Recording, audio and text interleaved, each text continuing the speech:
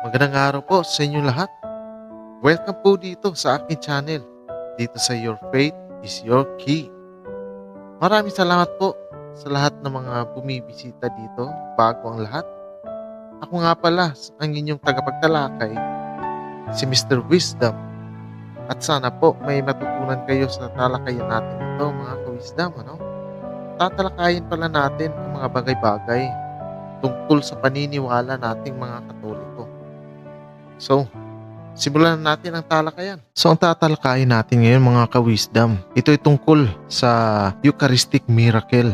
So, ito pong Eucharistic Miracle ay nangyayari po ito sa simbahang Katoliko lamang po. Ito po ang ustia na nagiging tunay na laman at dugo ni Jesucristo. Pero bago natin talakayin yan, so ito muna. Explain muna natin mga ka-wisdom kung ano itong Eucharistic Miracle o itong Eucharistia. Ano nga ba ang Eucharistia? So, ang Holy Eucharist, ito'y matatagpuan every time na mag-celebrate ang ating mga kaparian ng Holy Mass. At sa loob ng ating Holy Mass, ito'y may inihahandog tayong bread and wine, di ba? At kinukonsagrahan ng mga pari ang alak at tinapay para ito'y maging tunay na dugo at laman ni Jesucristo. Ito'y sumasalamin sa ginawa ni Kristo nung huling hapunan nila kasama ang mga apostoles at tinatawag natin itong The Last Supper o huling hapunan sa Tagalog. Anyway, saan nga ba mababasa sa Biblia itong naghapunan si Jesucristo at ang kanyang mga apostoles? Okay. Dito mababasa sa Lucas 22:14-20. Kung may Biblia po kayo dyan mga ka-wisdom so pakibukas po ng ating Biblia. Basahin natin. Nang dumating ang oras, dumulog si Jesus sa pagkainan kasama ang kanyang 12 apostol. Sinabi niya sa kanila, mahigpit kong hinangad na kumain ng hapunan ng paglagpas na kasama kayo bago ako maghirap. Sinasabi ko ito sa inyo dahil hindi na ako kakain nito hanggang ito ay maganap sa paghahari ng Diyos. Pagkatanggap niya sa isang saro, nagpasalamat siya at sinabi, kunin ninyo ito at paghati-hatian ninyo. Sinasabi ko ito sa inyo dahil hindi na ako iinom ng bunga ng ubas hanggang dumating ang paghahari ng Diyos. Pagkakuha niya ng tinapay, nagpasalamat siya. Pinagputol-putol niya ito at binigay sa kanila. Kanyang sinabi, ito ang aking katawan na ibinibigay ko para sa inyo. Gawin ninyo ito sa pag-alaala sa akin. Sa gayon ding paraan, pagkatapos na makapaghapunan, kinuha niya ang saro at sinabi, ang sarong ito ay ang bagong tipan ng aking dugo na ibinuhos para sa inyo. Ayan. So, klarong-klaro mga ka-wisdom na mababasa. Sinabi pa niya, ito ang aking katawan. At atin po'y maririnig yan sa loob ng ating misa, At itong Holy Mass natin ay ito'y tinatawag na Eucharistia dahil nagpasalamat si Kristo sa Diyos Ama. At tayong mga Katoliko ay naniniwala tayo na ang tinapay at alak, ito'y nagiging tunay na laman at dugo na ni Panginoong Hesukristo. Pagkatapos itong makonsagrahan ng mga pare at kailangan nating makakain ito. Dahil tayong mga Katoliko ay naniniwala na ito ang pagkain ng ating mga kaluluwa para magkaroon tayo ng buhay na walang hanggan. Ayan Diyan po nakasentro ang ating paniniwala at sa oras po na tayo nag-a-attend ng Holy Mass, dapat yan po ang ating nasa isip natin na kailangan nating makakain ng katawan ni Jesucristo. Saan nga ba mababasa na kailangan nating makakain ito para tayo magkaroon ng buhay na walang hanggan? Okay, so dito po natin mababasa yan sa Juan 6:51 hanggang 58. Okay. Ako ang tinapay na buhay na bumaba mula sa langit. Ang sinumang makakain ng tinapay na ito ay mabubuhay magpakailanman. Ang tinapay na aking ibibigay ay ang aking laman. Ito ang aking ibibigay para sa buhay ng sanlibutan. Nagtalo-talo ang mga Hudyo. Kanilang sinabi, papaano niya maibibigay sa atin ang kanyang laman upang kainin? Sinabi nga ni Jesus sa kanila, katotohanan ang sinasabi ko sa inyo, malibang kayo ay makakain ng laman ng anak ng tao at makainom ng kanyang dugo, ay wala kayong buhay. Siya na kumakain ng aking laman at umiinom ng aking dugo ay may buhay na walang hanggan. Ibabangon ko siya sa huling araw. Ito ay sapagkat ang aking laman ay totoong pagkain at ang aking dugo ay totoong inumin. Siya na kumakain ng aking laman at umiinom ng aking dugo ay nananatili sa akin. Ako naman ay sumasa kanya. Ang amang buhay ang nagsugo sa akin at ako ang nabubuhay dahil sa Ama. Gayon din ang kumakain sa akin, siya ay mabubuhay dahil sa akin. Ito ang tinapay na bumabang mula sa langit. Hindi ito katulad ng inyong mga ninuno ay kumain ng mana at ngayon ay mga patay na. Siya na kumakain ng tinapay na ito ay mabubuhay magpakailanman. Ayan. So klarong-klaro po ang sinabi ni Jesus sa Biblia, no? Na dapat tayong kumain ng kanyang katawan. At kung nanonotice nyo mga ka-wisdom, wala pong sinabi si Jesus dito na balik tayo nung naghapunan sila kasama ang kanyang mga apostoles.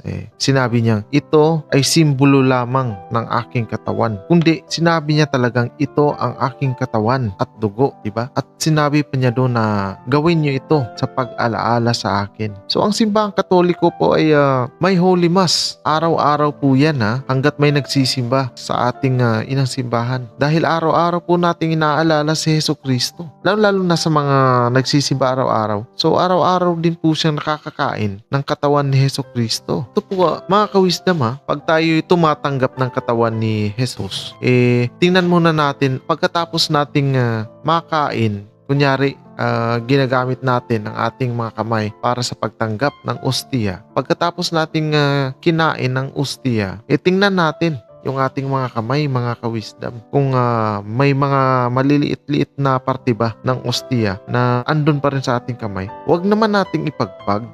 So, kailangan po nating kainin din po yan. I-check natin. Katawan po yan ni Jesucristo. Hindi yan pwedeng matapon, mga ka-wisdom. Dahil yan po ay napaka-importante o banal at hindi po dapat na itapon natin. Dahil yan po ay pagkain ng ating kaluluwa. Si Jesus po yan, mga ka-wisdom. So, sana po ma-check nyo pagkatapos nyo kainin ang ostiya. Okay? So, yan po ang paniniwala natin tungkol sa Eucharistia. So, dito na tayo mga ka-wisdom sa main topic natin. Itong Eucharistic miracle. So, nung unang milagro po nangganap nung 8th century. So, pag sinabi nating 8th century, yan po ay nangyari sa pagitan ng 701 AD hanggang 800 AD. So, dyan po. Kasi may isang pare na nagsagawa ng Holy Mass doon sa Lanciano, Italy. At siya po'y naging doubtful kung totoo bang nagiging tunay na dugo at laman ang kanyang kinonsagrahan na alak at tinapay. Ngunit nung sinambit na niya ang mga katagang sinabi ni Jesus sa panahon na nagsagawa sila ng huling hapunan kasama ang mga apostoles ang salitang, "This is my body and blood." Ang ostiya po ay nagbabago at nagiging isang tunay na laman na at ang alak sa kalis ay naging tunay na dugo. Kaya dahil sa pangyayaring ito, napahinto ang pare sa kanyang ginagawa at siya'y naiyak sa kagalakan at humingi ng tawad sa kanyang pagdududa tungkol sa prosesong ito. At ang prosesong ito po mga ka-wisdom ito po ay tinatawag na transubstantiation. Ang pagsagawa, ang pangkonsangra ng mga pare sa bread and wine para ito ay maging tunay na laman at dugo na ni Jesucristo. So yan po. So pati ang mga nagsimba nang na-witness nila ito pangyayaring ito, silang lahat ay nagsing-iyakan. Ang iba'y pinupukpok ang kanilang mga dibdib dahil hindi nga raw sila karapat-dapat sa himalang ito. Humingi po sila ng tawad. So pagkatapos po nun, ang mga relics po ng laman at dugo ni Jesucristo, ito po inilagay sa isang lalagyan. Ito po espesyal na lalagyan na tinatawag nilang reliquary. Ito pong lalagyan ng mga ito, hindi po ganoon kasikip na hindi na mapasukan ng hangin. So ito po ay medyo maluwang ng konti at ito pong mga relics po ay wala pong nilagay na kahit anong preservatives. So hanggang ngayon po ay matatagpuan po ang mga relics na ito dito sa simbahan ng St. Francis of Assisi. Sa Italy po yan at ang simbahang Katoliko po ay nagkaroon ng paulit-ulit na pag-imbestiga tungkol dito para po kumpirmahin kung totoo nga bang naghimala itong ostiya. Paulit-ulit po yan. Ito po ang mga iba-ibang panahon sa pag-imbestiga. Okay, so bigyan ko po kayo ng mga sample. So 8th century po yan naganap. Tapos nung 1574, pinaulit ang pag-imbestiga tungkol dito ni Archbishop Gaspar Rodriguez. Lumipas na po 8 siglo sa pangyayaring naganap na himala. Ngunit ang banal na laman na dugo ay hindi pa rin nabubulok at walang konting palatandaan po ng pagkabulok nito. Ito'y nanatili pa ring sariwa at noong 1636, inulit na naman po ang pag-imbestiga sa pangunguna ni Padre Serafino ng Escano. Hindi po ang resulta na ito'y nanatiling sariwa pa rin ang laman at dugo ni Jesucristo. At ito pa, inulit na naman po noong October 23, 1777 sa pangunguna ni Archbishop Dominico. Pareho pa rin ang resulta. Ganun pa rin. At noong October 26, 1886 ay inulit na naman ang pagsagawa ng pag-imbestiga sa pangunguna ni Bishop Francesco Patriarca. Ngunit ang lahat po ng mga investigasyon na yun ay walang ibang konklusyon kundi pare-pareho lang lahat. So isipin nyo iba't ibang panahon ang pag-imbestiga pero ganun pa rin. Ilang siglo na ang lumipas. Ngunit ang himalang Eucharistia ay nanatili pa rin sariwa. Ngunit noong 1970 hanggang 1971, so 1,200 na po na taon ang lumipas ng himalang ito. So, pinambestigahan na naman ulit ng simbahan tungkol sa himala at sa pangunguna ni Archbishop Pacifino Perentone.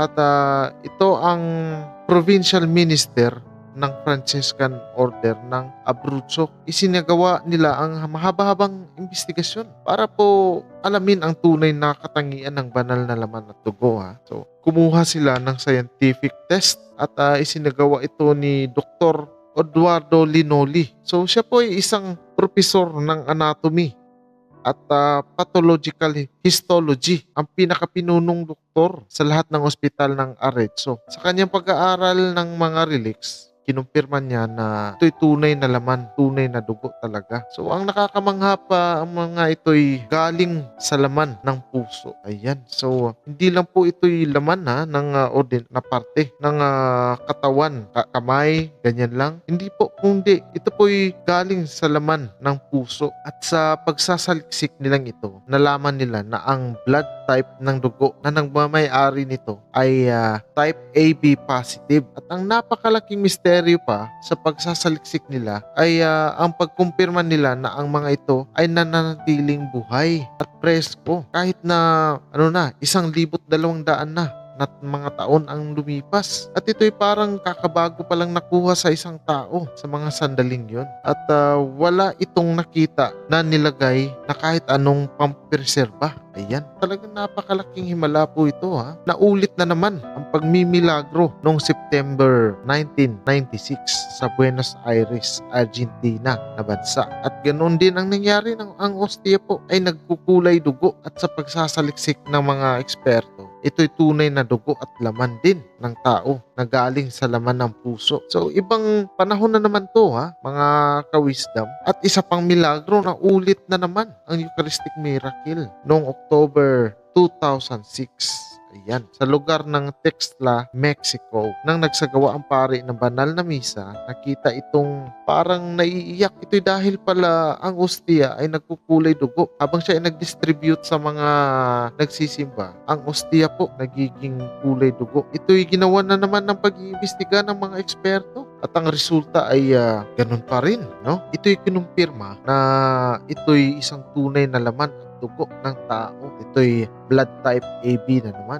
Ayan. So, iba't ibang panahon isipin nyo yan mga ka-wisdom. Yan po ay napakalaking milagro talaga sa loob ng ating simbahan. So, ibig sabihin po yan nandito si Jesus, sa kanyang simbahang itinayo. Wala sa mga simbahan na tayo ng tao lamang. Kasi kung iisipin nyo mga ka-wisdom, ito po'y sample lamang sa mga nangyaring mga himala, Eucharistic miracle, mga ka-wisdom. Kasi marami na pong nangyayaring mga himala tungkol sa Eucharistia, mga ka-wisdom. May mga himala na nangyari dun sa Canada. Meron din po dito.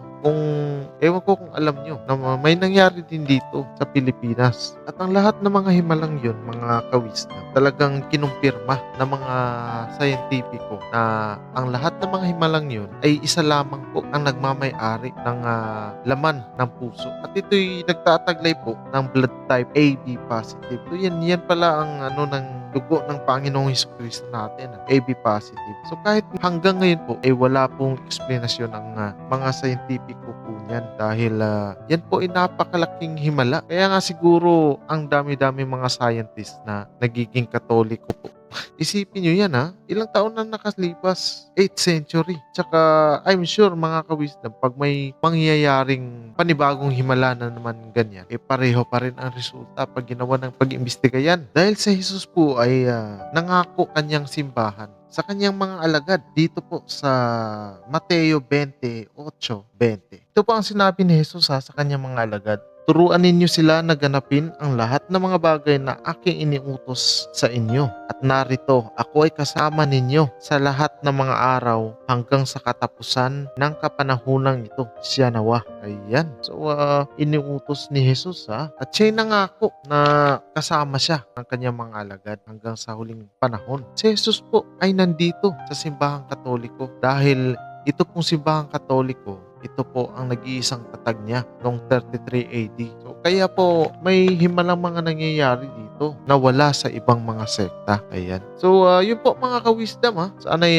nagustuhan niyo ang ating tinlalakay ngayon. At kung may mga bagay-bagay pa na hindi ko nabanggit, siguro'y tayo na rin ang magsaliksik, Dahil kailangan din po natin magsaliksik tungkol sa mga nangyayari sa ating simbahan, Sa ating doktrina, sa mga pag-aaral. Kailangan po natin mag-aral. So, yun po mga ka-wisdom. At sana po may natutunan po kayo sa talakayan natin ito, At saka, kung nagustuhan nyo man ang pagtalakay natin to, so, paki-like and share naman po ng video ito.